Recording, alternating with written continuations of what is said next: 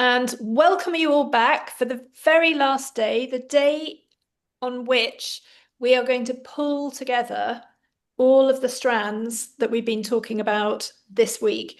And today's presentation is really just a bounce across the surface, tying it all up neatly. I don't think it's going to take terribly long. So we will have time for Q&A at the end today. So if you've got any burning questions, get ready. In the meantime, I can see almost everybody is on mute. If you wouldn't mind putting yourself on mute during the presentation, but obviously if you want to shout anything at me while we're going, then please feel free. But there will be Q&A at the end. So I am going to share the final presentation. And Danielle, can you wave at me if you can give me a thumbs up if you can see that? So yeah, excellent. Okay, thank you. And I'm going to kick off with day 5. So today is the day we actually think about the plan. And I know that we have a mixed experience group here. Some of you, this is old school stuff, you know it. Others, this might be more new. I would like you, if you do anything at all, it's a step forward. Okay. I know it's quite complex. There's an awful lot you could do, but it's a good idea just to start with a little bit of something and enjoy the experience of making some progress. And then, you can get more and more complex as time passes. So I will be encouraging you to do that as we look at the presentation. Okay, so the usual housekeeping, a bit shorter today. If you're watching this on the recording, it's day 5. We're going to refer back to 4 days worth of presentations. So it might be a good idea to start at the beginning because some of the stuff that we're going to talk about today might not make sense. So yeah, day 5 of a 5-day event. So it has been 1 hour a day and Monday through Friday. I plan to do this every year. So next year, hopefully it'll make even more sense. You can make even more progress. So that is the plan, to do this annually. We started on day 1. We talked about values and vision, actually, not vision and values and vision. We talked about your business model. We talked about money and metrics, marketing and visibility yesterday, and today we're knitting it all together with the action plan. So today is the final stage. So the plan itself is in 5 parts. So there's a sort of 5-part scaffold to what I recommend that you have a go at. And I'll talk to you a little bit more about how to do it. So the parts are, first of all, your foundations, and we talked about your values and your vision. The second part was your chosen business model, because sometimes there's a knee-jerk reaction to starting a design practice. We think, oh, well, this is what an interior designer does, so I will do that. But whether you're working, in the middle of a city or somewhere more rural, or many different sorts of locations, sometimes a different model is actually a better choice. So we need to be sensitive to our situation, to the market that we're in when we choose and design the model that we're going to be working from. Then we did money and metrics, and we looked at how revenue projection can help us with our planning, can help tie us and drive us and motivate us. And then we talked yesterday about marketing and visibility. Then today we're also going to then obviously move on and talk about how the sketch plan comes together. I want to talk about the philosophy sort of underpinning this whole thing. And I'm going to wind up by talking about what Hothouse, my free interior design business hub, is going to offer you this year. So you can find out a little bit more about what I'm planning on doing in the next few months. So I'm hoping that you'll agree that this week you have had an induction to what is a new or partly new way of thinking about your interior design practice. So the goal of Hothouse is not about control. It's about being intentional. So it's about doing things on purpose. It's about conscious choices. It's about prioritizing and knowing what our priorities are so that we can say yes to those and, you know, say thanks to and say goodbye to the things that are not our priorities. So intentionality is what we're all about here. So just a quick click through what we've looked at this week. We began on Monday with values and vision. And the values part is something when I teach time management, it's all about values. So time management is all about values. It's about how you choose to spend your time and how you choose not to spend your time, because you have to choose both piles. So your values are going to help you with your prioritizing. They are going to help you connect to clients who feel just right. And if that's been an issue in the past, maybe doing some thinking about your values might give you some pointers as to where those connections could be more fulfilling and more fruitful. Also, your values are going to give you guidance on the opportunities that are going to drain you, even if superficially they look attractive. So, and the more you work with your values, the more clearly you see them, the more defined they become, and the more natural it is for you to just pursue them. So this is like a muscle that just gets stronger and stronger and stronger with use. So then there was the vision side of Monday's presentation. And we talked about vision as not being a promise or a forecast, but more being an exercise in normalization. So, an exercise in preparing us for the future that lies ahead so that we can reduce the impact of growth shock, the sense that things are changing and things are slightly out of control. If we have visualized our future, it doesn't feel so abnormal. It doesn't feel so out of control when it arrives. So the vision part of Monday's presentation is absolutely about where you see yourself. I spoke about it as being like sailing a boat, where that you've heard about this wonderful land of Singapore and you want to get a boat there, and that is your ultimate goal. It's your dream to get there, but you don't know how to get there, but you know that Gibraltar is on the way. So actually, your primary goal becomes to get to Gibraltar, but it's part of a much bigger picture. You know ultimately that you're headed for Singapore. So we reduce growth shock. And with that, when we have a vision, we also begin to reduce our excuses that might lead us to undermine ourselves or hold ourselves back or contain ourselves in certain ways.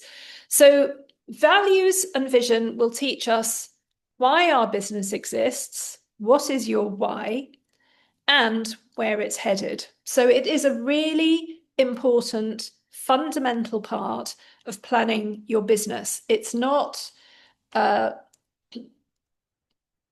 daydreaming, it's not airy-fairy, it's not woo. It is a very important part of planning a business. And I always deal with that first whenever I look at business planning with clients. The second part that we looked at on Tuesday was the business model. And we talked about who you serve and how you serve that person. Because, I see a lot of designers who are, excuse me, it would appear they just have a sort of fairly fixed idea about what services an interior designer offers. And I also see other designers who have such an extensive menu of services that their clients must have real decision anxiety, maybe never committing because they're stuck between two choices. So when we are intentional, when we're making conscious choices about the services that we're going to offer, they are a response to our research, our analysis, and our thinking about the local market and the realities of that local market. Once we've got to grips with that, we start pointing at our services at a client that we're trying to understand better. So we're thinking about that client's fears, their frustrations, their decision triggers, the reasons why they might choose not to go ahead, and making sure that we have, a really good solid case that defeats all of those complexities. We also spoke about different businesses at different stages having having built up different levels of trust in the market. So if you are brand new and you're unknown and you don't have any evidence of your work, the trust with you is going to be small. It's not that you're not trustworthy, it's just that you haven't yet developed that trusting relationship. So the services that you're going to offer have to be pitched at a lower risk level for your client, whereas a business that has been operational for longer and has more evidence and has stronger relationships developed with their core audience can afford to ask more of that audience and ask the audience to step up further. So the level of trust that your business has already earned is also going to play a part in the decisions that you make about the services that you're going to offer. And of course, there's your experience, your competency, and your capacity, how much time you have, how available you are, will also contribute to that designing of the services that you're going to be offering to those very particular clients. So we are designing the business. We're not just designing the home, we're actually designers of our own business. Wednesday, we spoke about money and metrics. And actually, what that largely boiled down to was revenue forecasting, because we had thought about our values, we had thought about the direction we want to travel in, our ultimate goals for our business. We think about the market, we think about the client that we're going to serve, and ultimately we design the services that serve both of those sets of choices. So the services that are going to get us to the first stage of our business plan, the services that are going to serve and meet the needs of the clients that we understand we're going to have. And once we know what those services are, we can begin to forecast the revenue that they could potentially bring in the coming year or years. So we looked at the power of revenue forecasting based on the service model that we've created. And we saw that when we start forecasting revenues, we can begin to give ourselves targets. So we can begin to think about annually, quarterly, monthly, the number of packages that we had hoped to sell, and we can be intentional about hitting those targets. We can be more driven. And the effect of this is that, especially if we're monitoring it, because we spoke about money and monitoring. So we make the plan, we do the forecasting, we monitor it, and it stops time slipping. So if we don't have a plan, if we don't have a forecast, if we aren't monitoring, then perhaps we don't really notice the transition from one week to the next. Speaking personally, I know in the past, when I've operated like that, I could have an intention to do something and 3 weeks could pass before I pull myself up and make myself do it. But if it is actually pinned in a plan and you come by that plan on a regular basis and check it and see how you're performing, it's much more likely that these things are going to happen. So Money and metrics, we're turning hope into shape. We take the abstract and we give it an actual form. And we therefore make it more likely that we're going to be successful in working with it. So we talk about in money and metrics, again, we talked about observing how initially a new business might to work with lower risk products because we don't have the trust yet.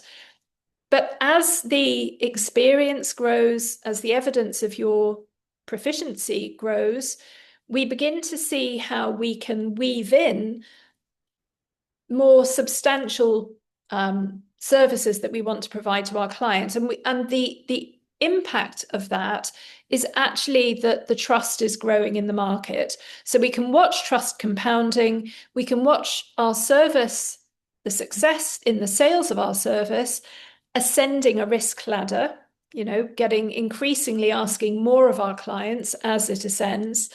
And we can see that being consistent, looking at these things forensically, looking at them monthly, looking at them weekly, in that way, we can be more successful even than somebody who's a little bit less well organized, but potentially brilliant at what they do. So I would back consistency over brilliance. Of course, you have to be good at your job, but consistency is really important. So we're replacing vagueness with agency. We can start to feel a little bit potent. We can start to feel like we've actually got some, control over this situation, which previously might have felt a bit random, just a bit sort of unknowable. Yesterday, we spoke about marketing and visibility, and the focus was on, excuse me, sorry, this generation of trust and the deployment of our values and vision combining to help cut out some of the noise and the distraction. So we spoke about the importance, and this is something to work on forever, refine, refine, refine, of having a message that is original. And one way we can see how original we are is by looking at our competitors. So on a couple of days today, we have spoken about competitor analysis, and I put some resources into the Hothouse group for you to be able to conduct competitor analysis using AI. So that is there under the Files tab in the Hothouse group. I also put yesterday's slide presentation also as a PDF into the Hothouse group because there were some denser slides in there with a little bit more information. So you have access to all of that via the Hothouse group. So we have to make sure that we are not just using the same language and delivering the same message as everybody else. We have to find ways to stand out. We have to find, and we have to define the ideal client who is going to connect with us because of our specialization, because of our particular philosophy or angle, or our trademark process that is a little bit different, a little bit more sophisticated than the rest of the market. So we have an original message, and throughout everything, the message stays consistent. We don't lose hope, lose faith, and change tack, because we can't see initially the trust growing, but every time we switch, we write off the trust that we've built up with the previous work that we've been doing. And I talked to you about SEO and looking at the analytics on your website. And last year, my website had a very good year and it took off. But it took off because I had my newsletter and I blogged every week and I was doing the Hothouse stuff, but I think it was the newsletter and the blogging. I did it every week and it took 6 months for that to begin to show up. Now, after 6 months, it accelerated. So the graph sort of took off quite considerably. In that first 6 months period, if I hadn't been looking at the SEO, the analytics, I wouldn't really have had any idea that anything was happening. There were a few people around who I didn't know. I wondered where they were coming from, and I sort of heard like a rustling in the undergrowth, but there wasn't any evidence. There was no evidence at all, but that was trust building. Now, if I had given up my blog or my newsletter in June last year, which I might have done, I would have missed out enormously. So your message needs to stay. Once if you're guessing what your message should be,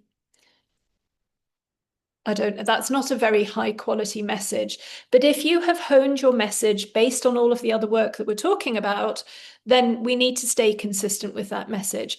I also spoke to you about founder presence, the importance of you as the head of your studio, and how that is going to increase, and therefore how we need to build comfort with being visible and what that means. And we have to upskill so that we can adopt whatever happens to be the latest manner of being visible. So founder presence needs to be present. It needs to feel human and it needs to feel grounded.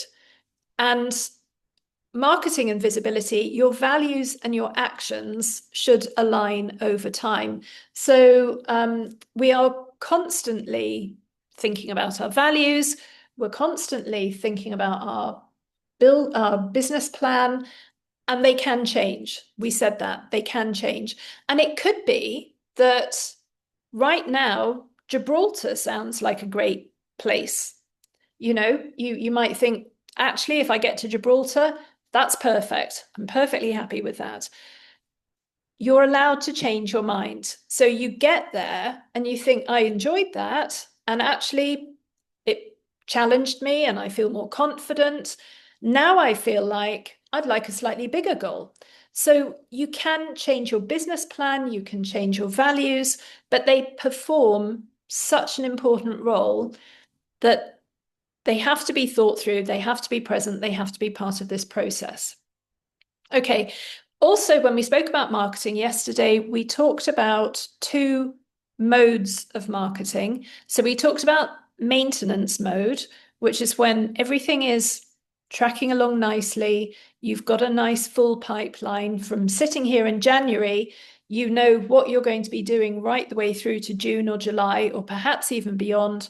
And so at that point, typically, our marketing spend would be between 5 and 7% of our revenue, and we'd be spending maybe half a day a week on that marketing activity. I'm just talking about our sort of typical one-man band interior design business. Obviously, if it's a much bigger business, it's going to expand accordingly. The second mode was growth, and growth is the mode we click into when we want to grow, or when our pipeline is looking we're less confident about our pipeline. So if you can't see work beyond sort of February or March, now is the time to move over into growth and to put a bit more effort behind that marketing. And because the other thing is marketing, because of this trust thing, it can take 6 to 12 months to actually kick in, to see the results. Therefore, obviously we want to get into that growth mode as fast as we can if we need to do it to backfill the pipeline. Okay, final thing on marketing was I also spoke about 2 layers to your marketing strategy. Layer 1 is sort of non-negotiable. All interior design businesses, ultimately, not a brand new one, you guys are allowed to build your business a bit at a time, and the website might not necessarily be the first priority. Absolutely fine. But once you are tier 2, you're established and you're the world thinks that you're a fully functioning interior design business, you would have a website, you would be working on your SEO to make sure that that website, shows up at the top of the list. You would have client relationship management systems, even just as simple spreadsheets where you're beginning to keep records of, who looks like a good prospect and the conversations that you're having with them, as well as your conversion of your clients from showing up as interested and actually converting through and becoming paying clients. So your CRM contains all of that, and you have your mailing list, which grows over time. These are the people that you can actually send marketing materials to because they've opted in. And this becomes very, very valuable once it sort of gets to a particular scale. And it allows you to not feel quite so reliant on things like social media for marketing purposes once you've got this solid website system underneath you. So this is layer one, and I think all interior design businesses need to have it, plus the founder presence thing.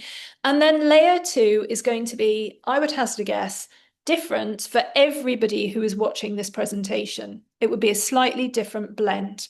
So it is directed by the business model that you've designed for your company and by the profile of the clients that you want to engage with. Once you have a really profound profile for your prospective clients, the ones you want to attract, then your second layer of your marketing activities is driven by those clients. Where are they? No point chasing a venture capitalist down on Instagram. They are going to be on LinkedIn. You might want to be thinking more about networking. So layer two is your second layer of marketing activities, and it's driven by the people that you most comfortably work with. And if you've been doing this for a long time, you can look at your the historical database of your clients, do a little bit of analysis there, decide, where the majority of those clients hang out, and just make sure that that's where you're pushing out, your sort of main channel of marketing activity. So with our marketing, we are being findable, reliable, and recognizable. Okay, so I'm coming on to the sketch plan, and I'm just suggesting that you engage with this at a level that is more than you've done in the past, but doesn't overwhelm you. Okay, so we could get very complex with this. It could be quite a beast. Alternatively, you could be thinking about things like having one clear business priority. So maybe you've got a list of things about your business that could be improved. And so you choose the thing that would make the biggest difference, and you keep that list, but you only work for the time being on that first thing. So you have one clear business priority, or maybe you have a core client focus, or perhaps you have one primary revenue anchor. So a product that is going to carry your business, is going to be the main provider of your business, and you want to focus specifically on that revenue stream and nurturing that revenue stream, looking after that revenue stream to the best of your abilities. Maybe you just want to have one marketing emphasis, or you want to adopt a simple quarterly rhythm. So quarterly is, for me, usually strategic. Quarterly is when I put my head back up, look at the big plan, and look around at what's going on in my business and think, am I making progress? Have I done the things I said I was going to do with regard to meeting that big plan? So this is what I would recommend you consider for your business planning activities for 2026. make it simple, you know. So there are things that you will need to work on in the future, obviously, could be a very long list, but we need to prioritize. We need to make conscious choices. And from that list, we're going to pull forward the things that we're going to work on first. Now, I work often with interior designers who have a lot in, they're carrying a lot in their heads.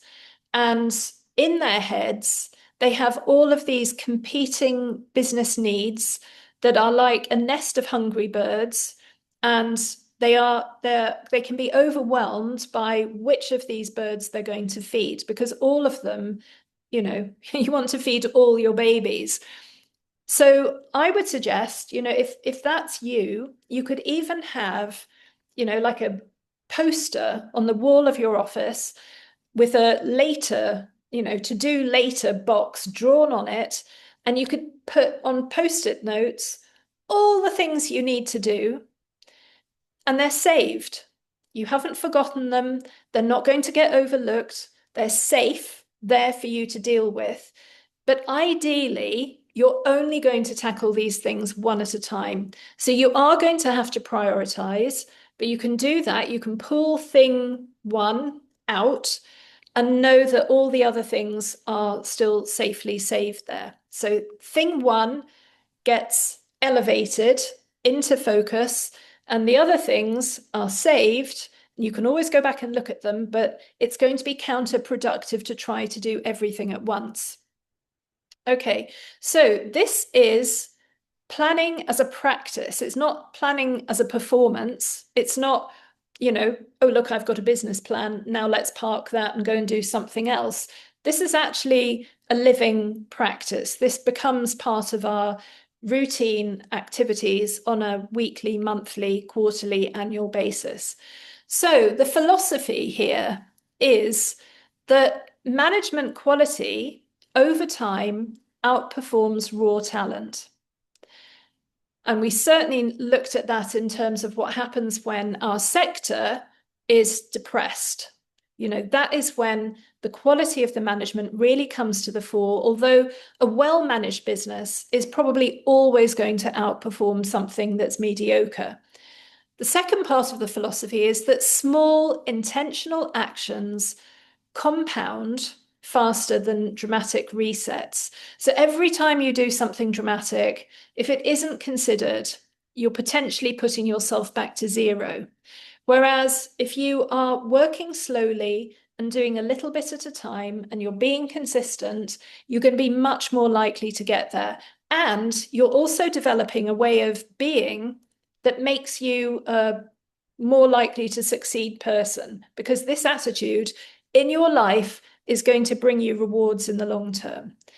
And thirdly, sophistication in your business is earned over time. You will get there eventually. You can get there faster, but you can't really force it. You know, you can't force your values. You can't force this business model. It needs to be properly distilled. It needs to be properly thought about and distilled. So just to let you know what is going to be going on in Hothouse this year so that you can decide whether this sounds interesting. I've got seven operational areas of business that I think are important to be where you need to have strength across all seven. And I know that I'm better at some things and not so good at others. It's my intention this year to really tackle the area that is my weakest. So I'm going to be, with my radical ownership, I'm going to be looking deep into the dark corners and trying to address the things that are my weaknesses. So that's my plan for the year. We have 7 subjects, and this is how it's going to pan out in Hothouse. Now, Hothouse stays free. You can drop in, drop out. Anybody's welcome, as long as they are sort of working designer. So January, we had the planning event. That's this.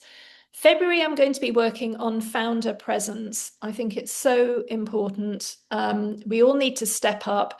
Again, it's part of our radical ownership. We take responsibility. The weight of this business sits on our shoulders, and we have to be the right kind of person to front that. We have to step up. So February is founder presence. March, I'm going to be looking at marketing and brand expression, and the plan is to go in depth with each of these. April is going to be sales and client acquisition. May, I'm going to be really busy with boot camp. So I'm going to invite a visiting expert, and we might have visiting experts other times as well. But May, I'm going to be off doing other stuff. June, we're going to look at operations systems and professional practice. July is another time I'm going to introduce somebody who brings excellence and expertise so they can talk to you about their subject. August is R&R for everybody. And September, with that lovely back to school energy, we're going to be hitting financial mastery. And that's when we're going to do a deep dive on all of the accounting that and the numbers awareness that you should have for your business. Now, some of you will know that the final quarter of last year, October, November, December, I ran another initiative. It's a bit like this, but massively drawn out. It's called the Big Push. And the point of the Big Push is to hold you accountable for hitting your annual target. So in August this year, 20 of us got together and we agreed that we were all going to focus hard on getting something done that we didn't think would otherwise happen. And 18 people got all the way through, and not everybody hit their targets, but everybody made progress. And the majority of people gave me the feedback that it was progress they probably wouldn't have made if they hadn't been part of that initiative. So the Big Push is going to be back for Q4 at the back end of this year. And so the goals that you set now, or the goal that you set now for the year, could be the thing that we give some real welly to in that last quarter and push on through to get it delivered. November, I'm going to be looking at design quality and client experience, and then December is bonkers, and there's no point trying to do anything in December, but we will be back in January, the following January, with another planning event. Now, some of you have been kind enough to ask how you can work with me so I'm just going to talk you through a handful of opportunities, and then we will get to the Q&A. I will do this really quickly. So tier 1, new businesses. I have a course. It runs live in September. It's 12 weeks long. It's a group course, and it's all about starting a business. It's overcoming the overwhelm. It's just getting on with it. It includes how to set up pricing, positioning yourself, finding clients, getting your marketing going. And it's peer group, but it's working live together and getting everybody sorted and getting everybody started. So that's business in a box for tier 1 designers. In April and May, I run my boot camp. It's Recipe for Success boot camp. It's 5 weeks long. It is Tuesday and Thursday mornings. We have group work, live group work, and every designer of the 10 maximum who sign up has a private 1-hour one-to-one with me every week. And basically, across 5 weeks, working intensively one-on-one and giving presentations to a peer group, we sort out everything formally that we've been talking about here this week. So if it's attractive to you to get your business into this kind of shape, that's what we do in boot camp. And I assume that the designers who come to boot camp usually have at least 2 to 3 years experience working in the industry. I get a lot of designers, not a lot, but a reasonable minority of designers turning up for boot camp also are questioning their career. They maybe feel like they've lost their mojo a little bit, and boot camp can help you refresh, take a fresh look at a business that's maybe a little bit more mature and get cracking again and sort of feel reinvigorated. I also have a product called Boardroom, and Boardroom is monthly meetings with a peer group. And it's about accountability. It's for people who don't need help, don't need instruction every month, but they do want structure. So they know what they want to do, they have ideas for their business, and they want to turn up somewhere once a month with a small peer group and have the opportunity to present their business, talk about how it went last month, and talk about what the plan is for next month. So it makes you accountable, it helps you with your planning, and it keeps you intentional for the whole of the year. So the program is for 12 meetings, one a month for the whole year. I think this is the final one. So this is my most lengthy and intimate program. It's entirely one-to-one. It is 1 year long. It's called Boardroom Bespoke. And it is, first of all, making a plan for a business, creating a dashboard that responds specifically to that designer's plan. So we discover all the metrics that we're going to follow together, and we have monthly meetings, analyzing the business every month.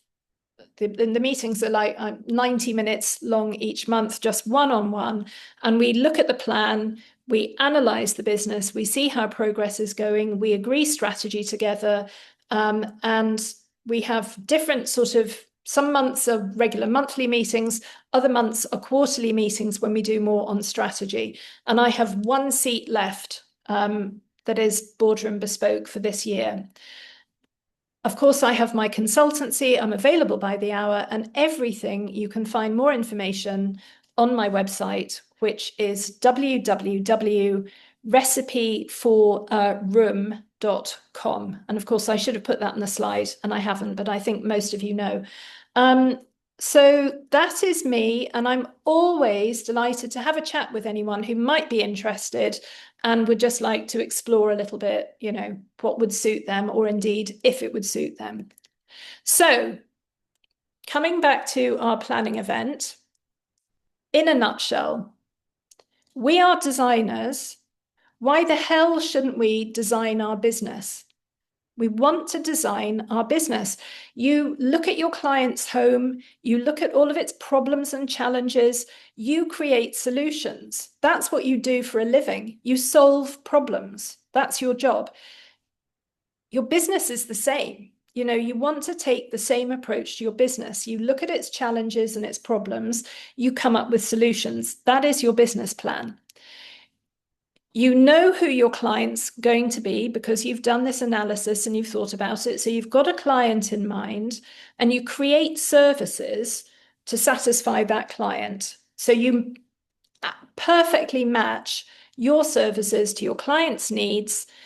And then we forecast the revenues from those services. So we start thinking about monthly, quarterly, annually.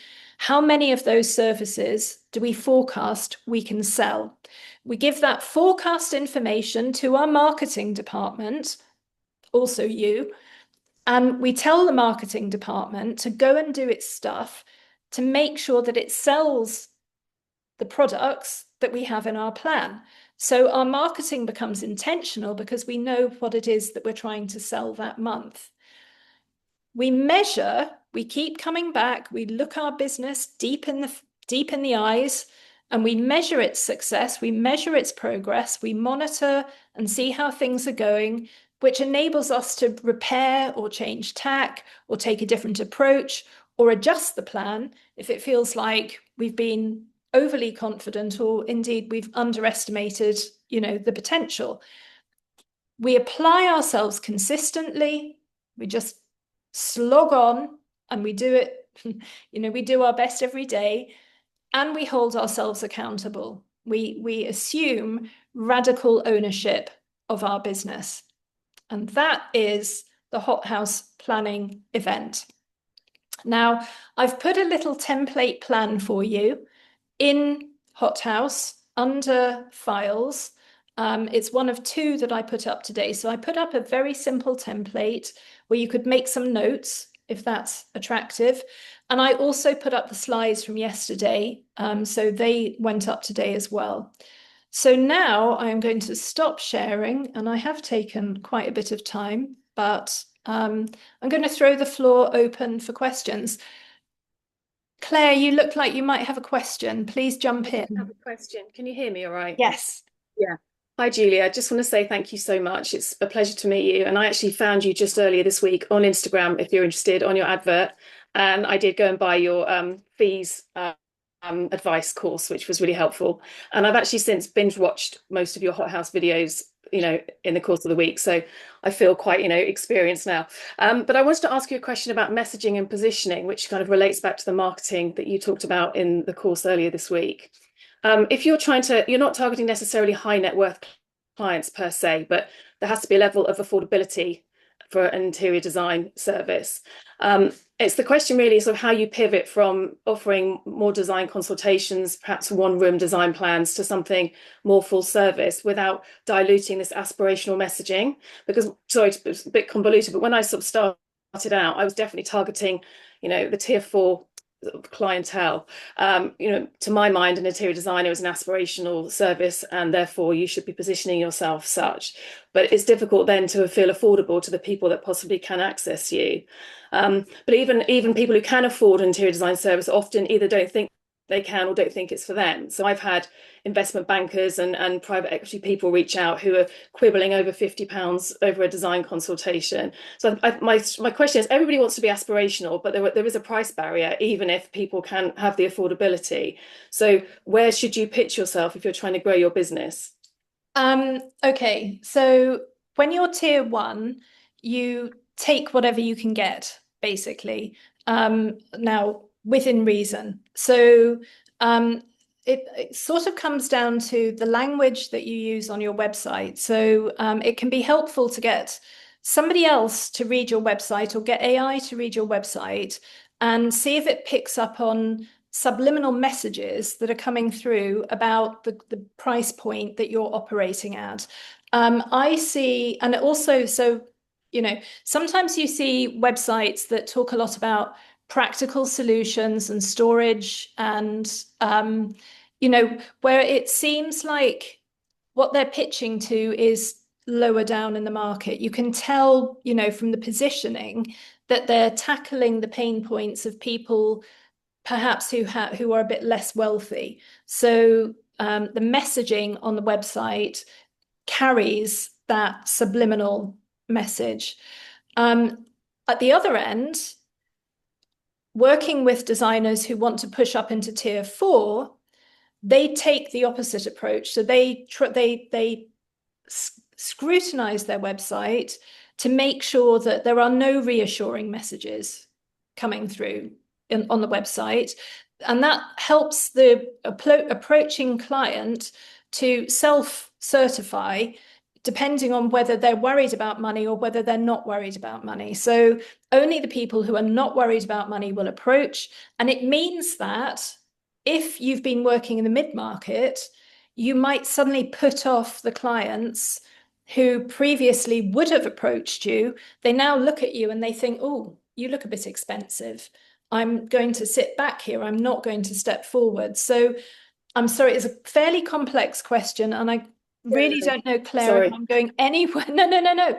But I think you've probably watched the two videos I put up on high net worth sales. that's right. Yeah. Yeah, and it's a completely different business, So from what I'm talking about generally here and working at tier four, it's I speak about it as being like the difference between ice, water, and steam. It's the same thing, but it behaves in a completely different way. Um, Now I'm just blathering. Give me some No, clarity. you're not. Is there something else that I can sort of And address the question there? wasn't very well phrased. I guess if you're targeting the mid-market, because even someone that's on a 200, 300 grand a year salary with a bonus would not necessarily consider themselves to be high net worth or elite, even though other people would consider them to Yeah. be. So it's really reassuring those people who are still, for price is still a barrier actually to interior design to a certain extent, or the perception of affordability, Well, or perhaps their wife that the guy doesn't, and what's the reassuring message they need to hear in order to go, yeah, this is for yeah. me, without you devaluing what you're offering. I mean, I know designers will put their, so, this service starts from this price, and you put that information on your website. So that can Okay. help those slightly concerned, affluent people, but not super rich. That can help Yeah. them to approach. That's what you strip off the website. And Danielle, you look like you might have something to say here. Or are you waiting to ask a question? I just think that the thing you mentioned previously about the soft ramp might assist those people that are price conscious. So I found that recently. Like I basically sell mid to high end kitchens, and when I get a pushback, I then offer them a consultation only. With then you get the drawings and the price, and make sure that everything that you've Yeah. ever wanted is in that kitchen, and you can take those drawings and go shopping if you wish. Good luck. And once they know that they're not tied into you fully, it kind of lets them feel like they have a bit of control, and they can decide to opt in and opt out. And I feel there's a bit of response with that. So that soft ramp you were talking about Yeah. previously, where Yeah. with And station only service, yeah, it's and with for like designers, corporate clients, that they want some level of control. and I think Definitely. that so I'm sort of don't know whether to say this or not, but I have clients who work up north, and they struggle sometimes. There's more, greater resistance to fees working. I'm going to shut up now, but so that's where selling in blocks of hours. So rather than selling upfront a full design service, but selling a block of hours and encouraging the client to understand what they could achieve within that period of time can be a foothold in that ends up being a full design service. That often happens, but I've had really stellar designers talk about clients who um, were said saw services that they had for sale and said, there's no way I'm going to pay someone to do that for me. And then within 5 minutes of meeting the designer, they'd signed up for everything because they suddenly saw the value of it. Yeah. So it's quite a complex thing. I'm But sorry, does it's a that complex question. I'm aware of no, that. I no, do no, no, apologize. that's It's fine. kind of like probably a whole session on its own. Yeah, So yes, maybe it is. I'll Yeah. book you in. Thank you very Okay, much. no problem. Any other questions?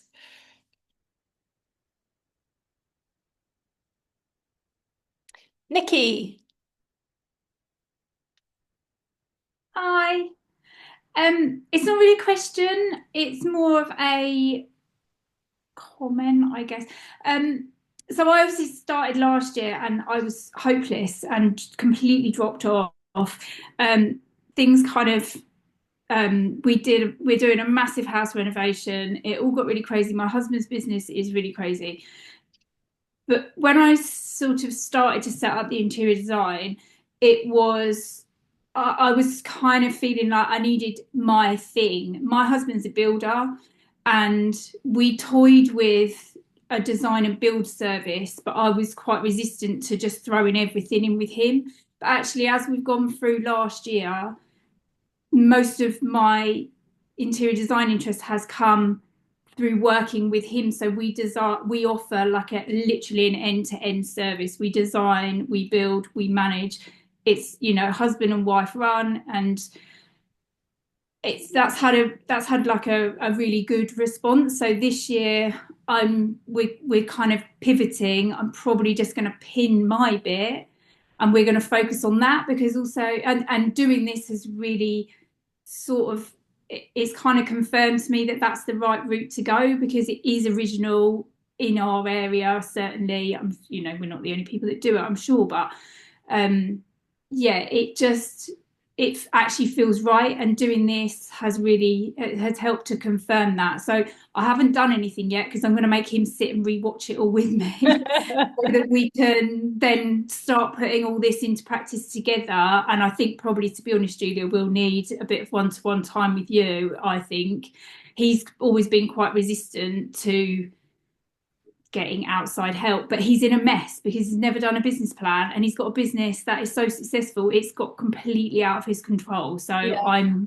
now stepping in to sort him out and put my bit in with it to grow it for a long term.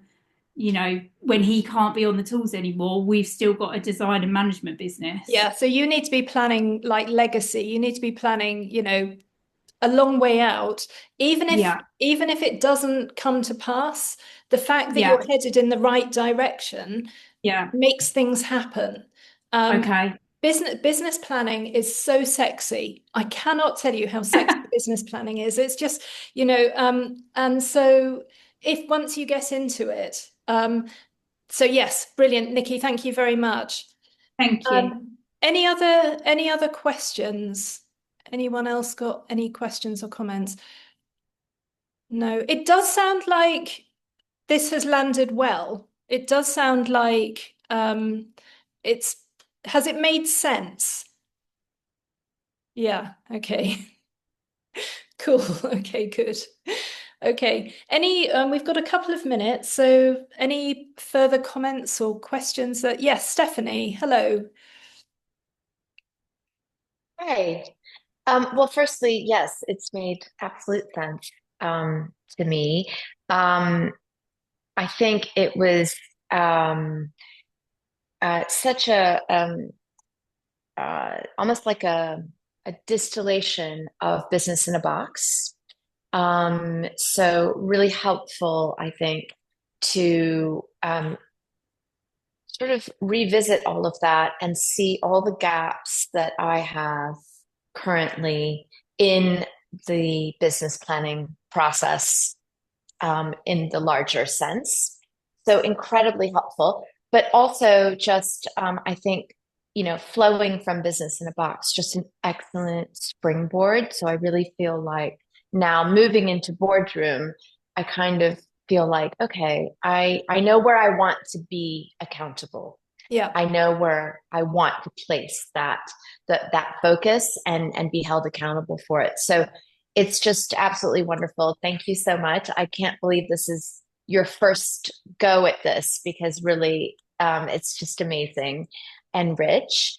And I'm just wondering, maybe just a little bit more about Hothouse. Is it, you know, a monthly meeting? Is it weekly? Is it ad hoc? Just to know how to really integrate it, I think, because with the structure that you're now adopting, it really, I think, allows also, well, in my case, I think it will really allow me, knowing the schedule, to give myself some focus points and really, you know, attach some action to each individual section. Yeah. Well, what I should do is I think I should put some pencil dates in through the year. I can't, you know, they might need to budge a little bit, you know, 6 months out, you know, might need to shift things a little bit, but put in some pencil dates. So my newsletter gives you everything that's about to happen. So if you're getting the newsletter, you see the upcoming events. That is the best place to look for the things that are due to happen. I will publish the Hothouse plan for next year. My plan with these subjects that I've elected to cover in the various months is that's going to be more than one presentation per subject. So what I'll probably do is divide it up over 2 weeks and do two presentations on it, a bit like I did with the high net worth selling or time management when I did it and that kind of stuff. I have to confess that my weakness is financial, the finances of the business. So I want to be absolutely red hot on that by September when I come to deliver it. And I'm making myself deliver it so that I can turn myself into someone who knows all about it. So that's, that is how focused. I feel great about all the other stuff, but the financial side is like the actual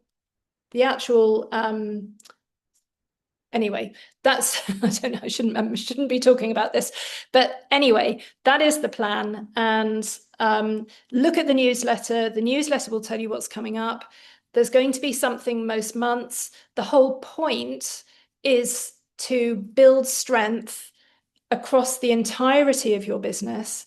The whole point is for you to be deeply critical of yourself in terms of what your strengths and weaknesses, but in a kind way. Okay. I don't want people beating themselves up. I want them to just observe that they're stronger here and weaker there. And isn't that interesting? And what a fantastic opportunity to build the strength in the areas that are currently a bit lower. And, imagine what a difference that's going to make to your business if you were strong across every facet. And again, I'm sorry, I'm blathering on, but I'll publish all of that information as part of the newsletter. Yeah, I mean, the idea, I didn't mean to put you under pressure to say, like, what are the dates so I can write them down, but more like it's very helpful to know that, like, it would, for one topic over, 2 sessions. Yeah. And, just having these sort of meeting points allows one also to kind of structure their own actions around that subject And in the month. So it's really, really helpful, I think. Yeah. And actually, I often bring these things inside the boardroom as well. So we'll be having our monthly meetings. I can tell you in advance what's going to be happening and how it's relevant for you and how you should be thinking about it, all of that kind of thing through that. So yeah, that's how it'll work. Cool. Amazing. Okay. So, gosh, I'm sorry. I advertised this as being a shorter session and it's been quite long. We are now past time, so I'm going to wind up, but you can ask questions in Hothouse if you've got any questions. If you do want to think about working with me, then send me a message and we can have a chat. Otherwise, all the information is on my website. And it has been an absolute pleasure. And I'm so glad to have a nice gang of people still here on day 5.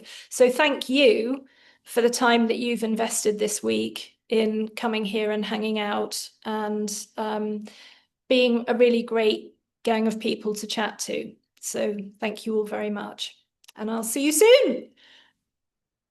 Take care.